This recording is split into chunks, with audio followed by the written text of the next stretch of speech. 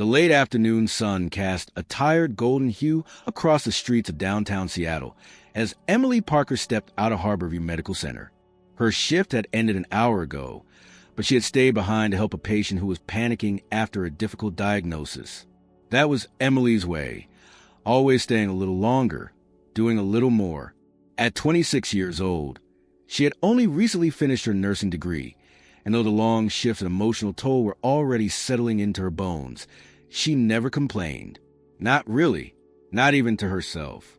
She pulled her navy blue sweater tighter around her as the breeze picked up, rustling the leaves along the sidewalk. Her feet ached from standing all day, and her mind swirled with the chaos of the emergency room. She wanted nothing more than to get home, collapse on the couch, and lose herself in a book or an old movie. But as she approached the crosswalk at 5th and Marion, her stride slowed. There at the edge of the curb stood an elderly woman. She was small, maybe 5 feet tall at most, bundled in a faded burgundy coat far too heavy for the early autumn weather.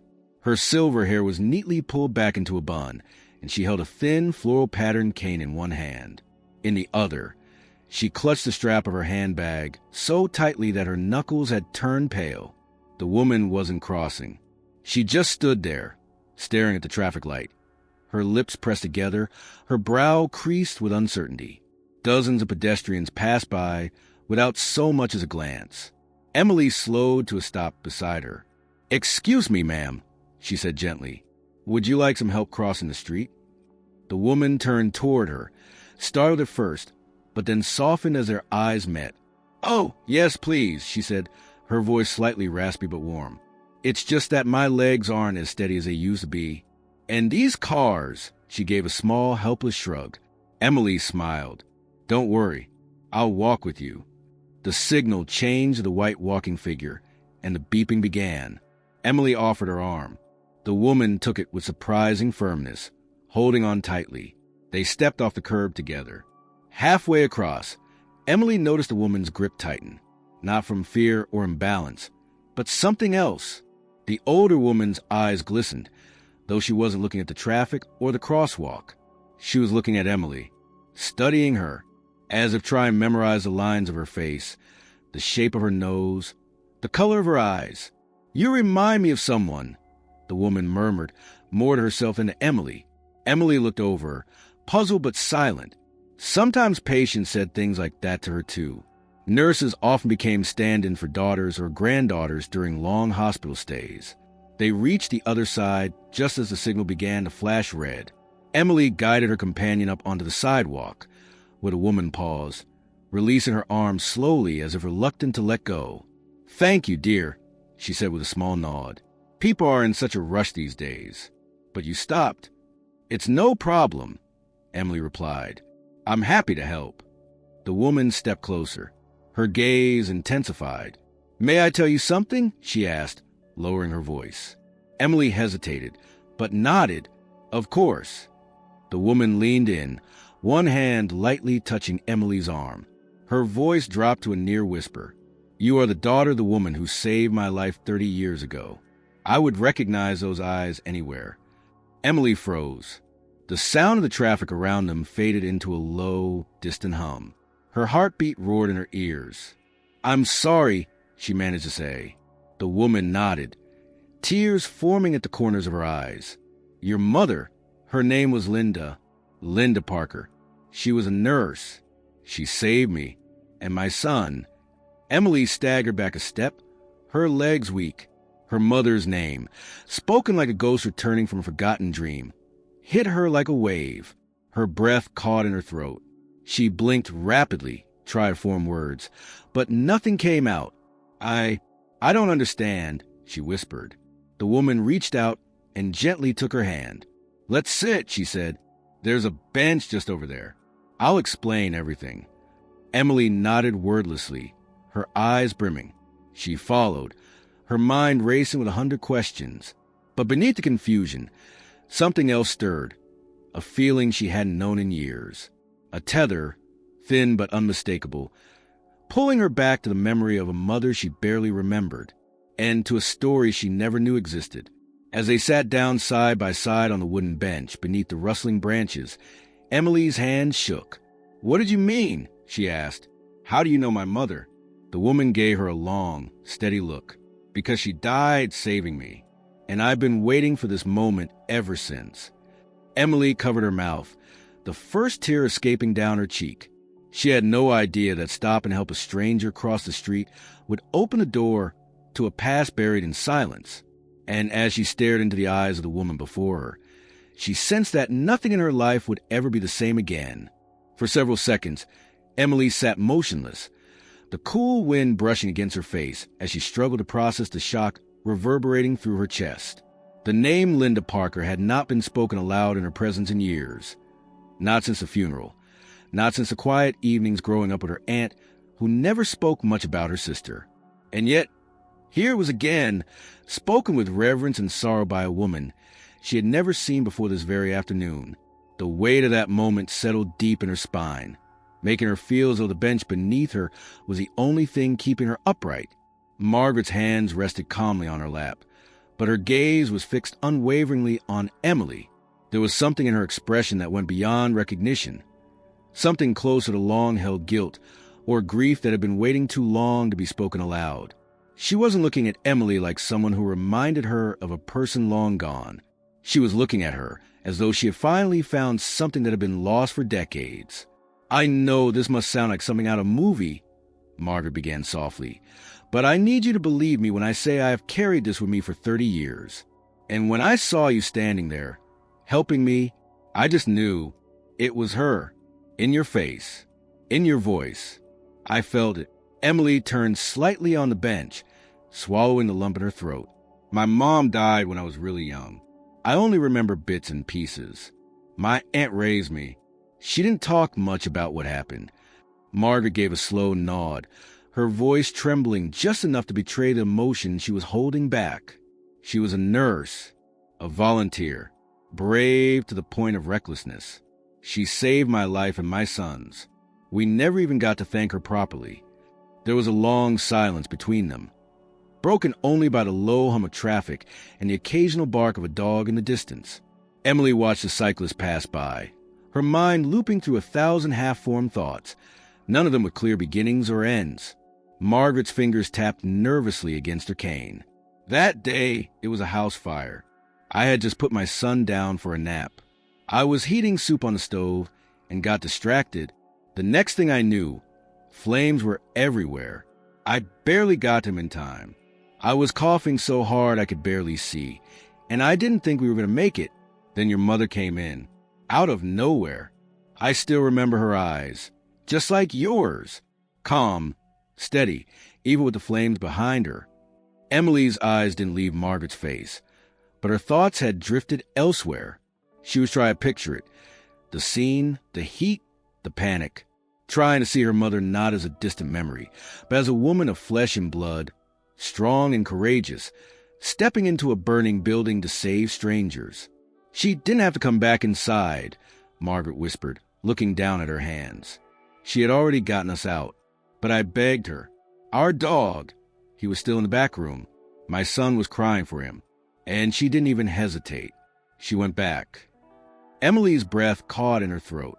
Her chest felt tight, as though the weight of that moment, of her mother's choice, was pressing down on her from across time. That was the part no one had ever told her. All these years, she had known her mother had died in a fire while helping people. But no one had said it was a second trip, that she had already succeeded, and chose to risk it all again for a child's plea. Margaret looked up again, her eyes glassy. "I tried to find her family. I wrote letters. I called hospitals, shelters, anyone who might have known her, but I never found anything. It was like she vanished after the funeral." "My aunt moved us away," Emily said quietly. "She wanted a fresh start. I guess she didn't want to talk about it. She was probably trying to protect you," Margaret said. But that silence left so many things unresolved. Emily nodded, her throat burning. "So why now? Why tell me all this today?" Margaret gave a faint smile. "Because I've been carrying something with me for a long time. Something I was never able to give your mother. And when I saw you today, I knew this was my only chance." She reached into her coat pocket and pulled out a small envelope. It was yellowed with age, the edges worn, but it was still sealed. Emily took it slowly, her fingers brushing over the paper. There was no address, no name, only a date written in careful cursive. March 10th, 1995. Emily read aloud. "I wrote it the week after the fire," Margaret said. "I planned to give it to your mother in person. When I found out she didn't survive, I couldn't bring myself to throw it away. So I kept it for all these years." Emily stared at the envelope, her hands trembling. "You never read it again?" Margaret shook her head. "Never. It wasn't meant for me. It was meant for her. And now, I think maybe it's meant for you." Emily looked down, unable to speak. The envelope felt heavier than it should have, like it carried the entire weight of a past that had never been fully grieved, never been fully understood. Her fingers curled around it, holding it tightly against her chest. They sat in silence again, the sounds of the city rising and falling around them. Emily didn't open the letter yet. She couldn't. Not there, not with the street noises and strangers passing by. But she knew, deep in her gut, that the words inside would change something. Maybe not immediately, maybe not in a dramatic way, but they would settle into her, shift the way she saw her mother and herself. Margaret placed her hand gently over Emily's. "I don't expect forgiveness. I just needed you to know. I needed someone to know." Emily nodded slowly. "I'm glad you told me." There was something fragile but real forming between them, a connection neither of them could predict it. And as the wind swept the last of the afternoon sun across the pavement, Emily realized she wasn't done listening. She needed to hear more. She needed to know what else had been buried all those years ago. Margaret's eyes found hers again, steady and full of unspoken history. "There's one more thing, Emily. Something I never told anyone. Something I think you deserve to hear." Emily's heart skipped. Margaret leaned in just a little closer, her voice dropping low once more. "Your mother didn't just save my life. She changed the course of my family. And someone else, someone very close to me, has been looking for you too." Emily's eyes widened, breath caught once again in her throat. The past, it seemed, wasn't finished unfolding.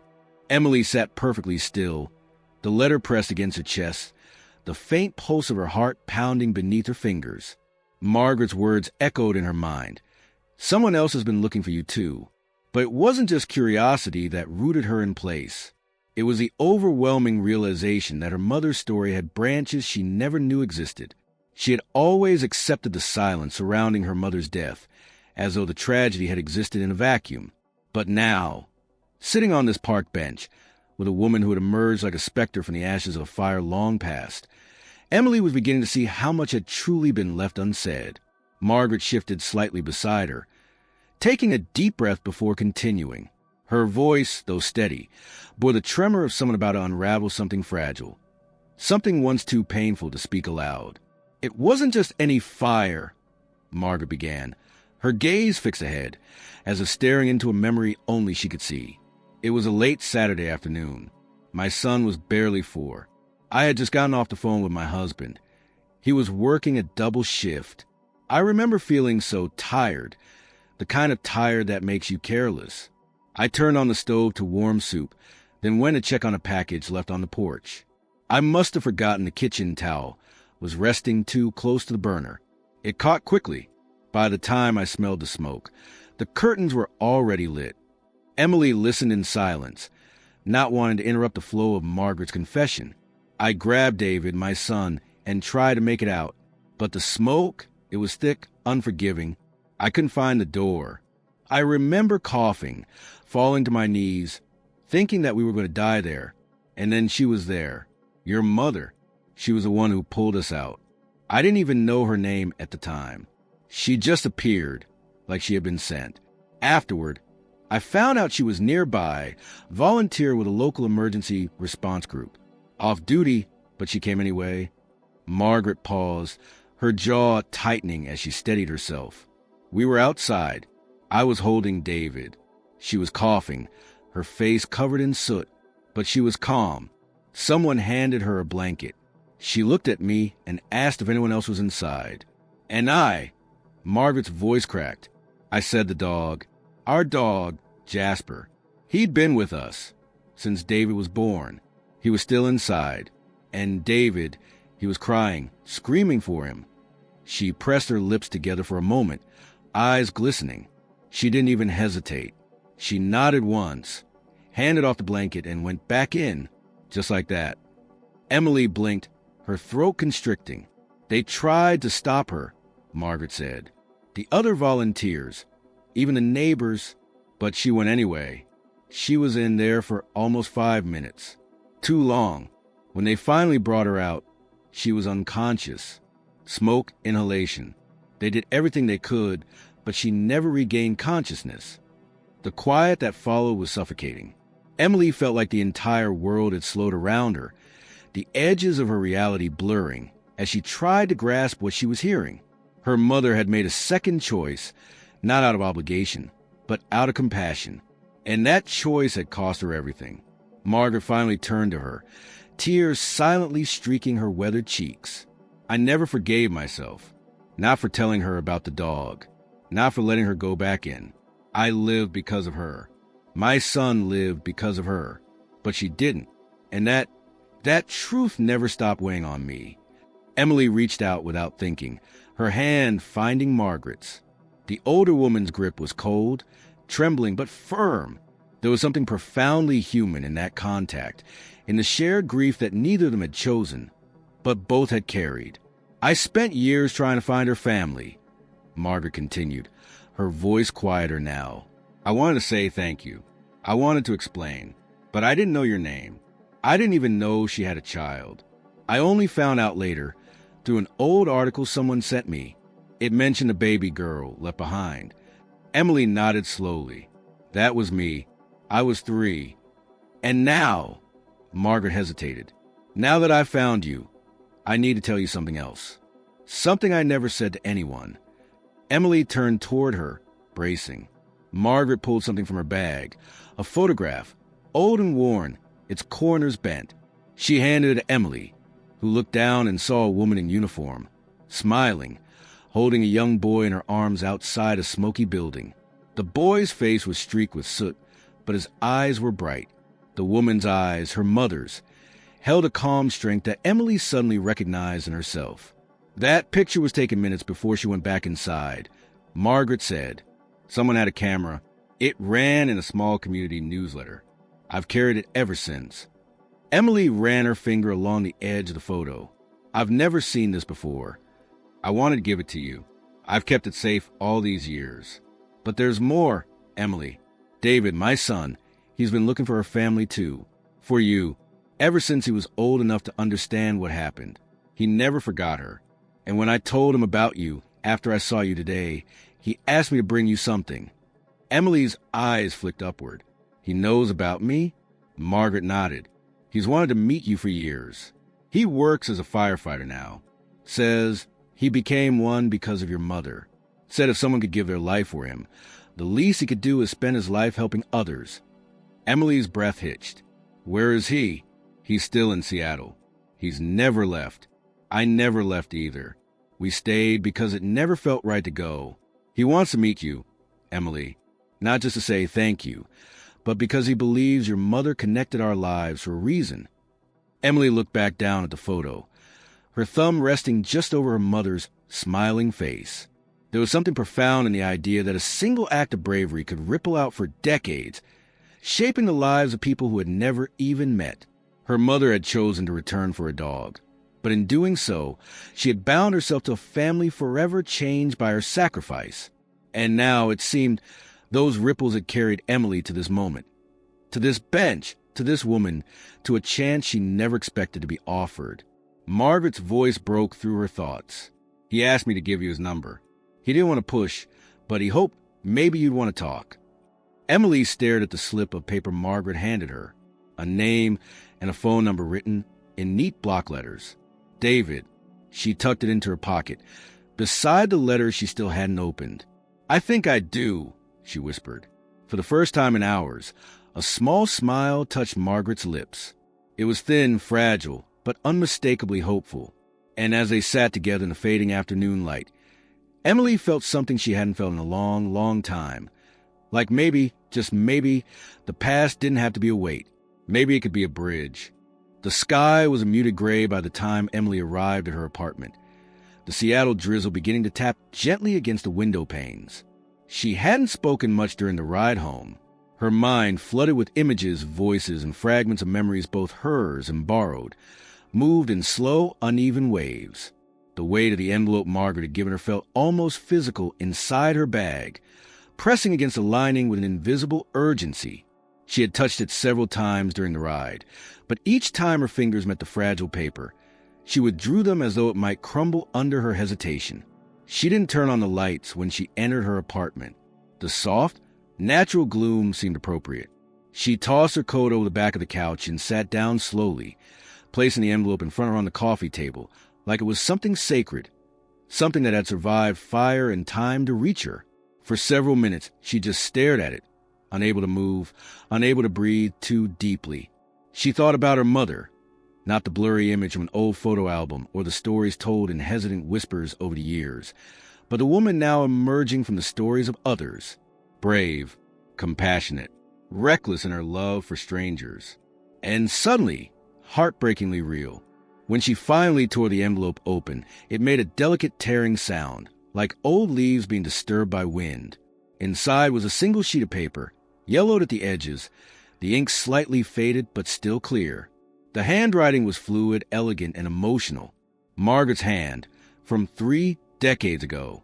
Emily unfolded it and began to read. To the woman who saved everything. I don't know how to begin a letter to someone who gave me more than I could ever repay. You didn't know me. You had no obligation to help me. And yet you stepped into my burning house, into chaos, and you carried out my son. Because of you, I get to hear his laugh. I get to watch him sleep. I get to hold his hand when he's scared. And that is everything. When I looked into your eyes that day, I saw a calm I'll never forget. You were not afraid, not for yourself. You were focused, determined. You asked me if anyone was still inside, and when I told you about Jasper, I saw your face change. You understood. You didn't question it. And then you were gone, back into the smoke, into the heat. And when they brought you out, I didn't even get to say goodbye. I've replayed that moment 1,000 times. I've asked myself 1,000 more if I should have stopped you, if I could have said something that might have made you stay. But all I can do now is thank you. I know you had a family. I saw it in your eyes, that same strength I saw in your daughters today. She was there, wasn't she? You brought her with you somehow, into that moment, into the courage it took to walk across the street for a stranger. She stopped to help me, just like you did. It can't be coincidence. I promise, if I ever find your daughter, I will tell her what you did. I will make sure she knows her mother wasn't just a hero. She was a light, a presence, a miracle. Thank you, from the deepest part of me. You gave me a life I never could have imagined keeping. You gave my son a future. And because of that, I promise I will carry your memory with every breath I take. Asterisk, Margaret. By the time she reached the end, Emily's tears were silent, steady. Her hands trembled, and she pressed a letter to her chest, unable to speak, barely able to think. The words were raw and beautiful, written in the days immediately following her mother's death, still coated in smoke and grief. They were not perfect. They were not edited or rewritten. They were real. She sat back, closing her eyes. The quiet around her was total, as if the city itself had paused out of respect. Her heart ached with a strange blend of sorrow and comfort. Grief for all the years spent without these pieces of truth, but gratitude that they had finally come. A knock at the door pulled her out of the stillness. She wasn't expecting anyone, and for a second, a jolt of uncertainty passed through her. She rose slowly and walked to the door, letter still in hand. When she opened it, there was no one there, but a small envelope sat on the floor. Her name was written on the front in strong, simple handwriting. She picked it up, her brows furrowing. Inside was a folded note and a photo. The note was brief. I didn't want to intrude. Mom told me you might want space after everything. But I wanted to let you know I'd like to meet. No pressure. Just whenever you're ready. David. The photo was of a young boy, David, no more than 4 or 5, standing next to a fire truck, holding a firefighter's helmet twice the size of his head. Next to him was a woman crouching down to his level, a wide smile on her face. Emily didn't recognize her at first, until she looked closer. It was her mother, younger, full of energy, laughter in her eyes. Emily pressed the photo against her chest beside the letter and stood there for several moments, caught between the weight of the past and the pull of something new. Later that evening, she called Margaret. They spoke softly, gently, like people navigating old wounds with new hands. Margaret's voice was tired but peaceful. Emily thanked her for the letter, for the honesty, for not letting the past disappear into silence. Before they hung up, Margaret said something Emily would carry with her. "Your mother gave me back my son. Let me help give you something, too. If you'll let me." Emily didn't answer right away, but she knew something had begun to shift in her heart, like a locked door finally creaking open. There was still pain. Grief didn't vanish with understanding, but there was light now, where before there had only been shadows. As night fell, Emily sat at her kitchen table with a fresh sheet of paper. She didn't hesitate. She began to write, not to Margaret and not to David, to her mother. "Mom, today I met someone whose life you changed, and through her, you changed mine all over again." The following days unfolded with gentle tension that clung to Emily like the ever-present Seattle mist. Neither heavy nor suffocating, but constant enough to be felt in every step she took. After reading Margaret's letter and holding the photograph of her mother smiling beside young David, something had subtly shifted inside her. It wasn't clarity, not exactly, but a kind of realignment. The world had not changed, but her understanding of her place in it had. For the first time, the silence surrounding her mother's death had a voice, a purpose, and, most unexpectedly, a living thread that continued into the present. Emily didn't rush to respond to David's note. She kept it on her nightstand, rereading his words each morning as though waiting for the moment they would settle into readiness. It came quietly one afternoon, 3 days later, when she stood at the kitchen sink, watching the rain gather in droplets on the window. No sudden inspiration, no bolt of emotion, just a calm certainty. It was time. She called the number Margaret had given her, fingers trembling only slightly. David answered after the second ring. His voice was warm, lower than she expected, with the natural steadiness of someone used to speaking with assurance. "Hi," he said simply, his tone cautious but kind. "Is this Emily?" "Yes," she replied. "I got your note. And the photo. Thank you." There was a short pause. I wasn't sure if it was too much. I didn't want to push. "It wasn't," she said. "I just needed a little time. But I'd like to meet." His response was quiet, almost relieved. "I'd like that too." They agreed to meet that Friday evening at Margaret's home. Emily had hesitated when he suggested the location, but the idea of Margaret there, the grounding presence she had become in such a short time, made the thought less daunting. She hadn't returned to the park where they met, and she didn't need to. That bench had served its purpose. It was no longer the center of her story.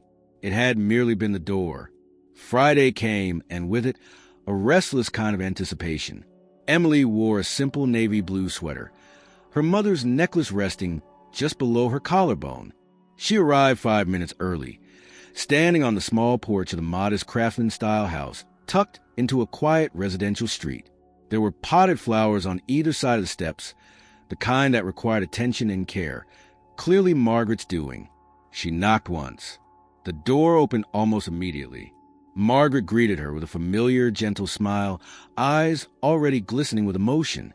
"Come in, dear," she said, stepping aside. "He's just in the kitchen." Emily nodded, her breath catching as she stepped into the home. The air smelled faintly of cinnamon and something warm, fresh bread, maybe. The walls were lined with photographs and old books, and in one frame on a side table, she saw the same image Margaret had given her days before. Her mother's smile looked even brighter beneath the soft glow of the lamp. David emerged from the kitchen, wiping his hands on a towel.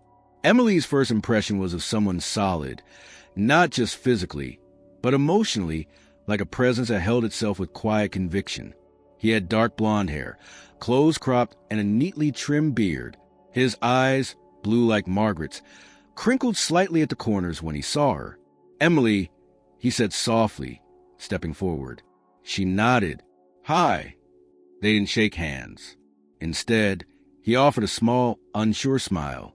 "It's surreal, seeing you after all these years of imagining what you might be like." "I don't really know what I expected," she replied, "but I'm glad I came." Margaret gestured to the dining table, already set for 3, with simple white plates and cloth napkins. "I hope you're hungry," she said, a maternal kind of pride in her voice. "It's not fancy, just chicken and roasted vegetables. But it's warm." Dinner was quiet at first. Conversation moved slowly, carried by polite questions. How long Emily had been in nursing, where David worked in the city, what books Margaret had recently reread for the 10th time. But beneath the small talk was a growing current of comfort, like all 3 understood that something important was happening, and none of them wanted to rush it. Halfway through the meal, David set his fork down and looked directly at Emily. His expression was more serious now, but gentle. "I wanted to say thank you," he said, "for listening to my mother, for reading the letter, for showing up here tonight." Emily met his gaze, feeling a lump form in her throat. "I think I needed to, more than I realized." "She told me everything," he continued. "How your mom saved us, what happened after. I spent years trying to find her family. I didn't know your name, only that she had a daughter. I searched records, talked to old volunteers, even looked through hospital archives. It was like chasing shadows." "I didn't know any of it," Emily said quietly. "Not until that day on the street. It's like all just appeared at once." David nodded. "When I became a firefighter, it wasn't just because of the fire. It was because of her. Because someone gave everything to save me. And I couldn't live my life pretending that didn't matter." Margaret reached across the table and gently took both their hands. "You were both shaped by her," she said. "Not just by her death, but by who she was." Her courage didn't just save lives. It created something that's still growing. Emily felt her eyes burn. The silence that followed was full and meaningful. It wasn't a moment that needed to be filled. It simply was. After dinner, they moved to the living room. Margaret excused herself to the kitchen, leaving the 2 of them alone. Emily sat on the couch while David took the armchair opposite her. "I always thought if I found her daughter," he said after a moment, "I'd have all these things to say, all these questions to ask. But now that you're here, it doesn't feel like I need to ask anything. Just being in the same room feels like something is right again." Emily smiled softly. "I feel that too, like this was supposed to happen." David leaned forward slightly, his tone quieter. "You know, I visit the memorial every year, the one where they listed her name. It's small behind the old community center. I've always gone alone. But if you ever want to come..." "I would," Emily said, not needing to think. They sat in silence again, not awkward, but thoughtful. There was something healing in it. 2 people whose lives had diverged from the same singular moment, now slowly finding their way back to that origin, not to relive it, but to understand it. Later that night, as Emily stepped back out onto the porch, David followed her to the door. "Thank you," he said again. Emily turned to him, eyes full but steady. "No, thank you for reminding me who she was, and for being part of the reason she mattered." As she walked down the steps and into the quiet street, she felt the air shift. The past was no longer an unanswered question. It had taken form, in memories, in words, in people still living. And for the first time in her life, Emily felt her mother's presence not as a shadow of loss, but as a pulse of love still moving through the world.